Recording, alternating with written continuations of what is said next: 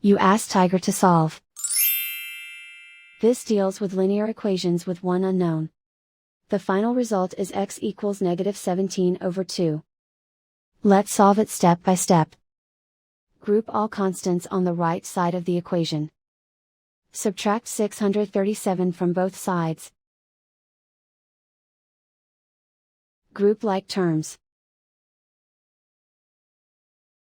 Simplify the arithmetic.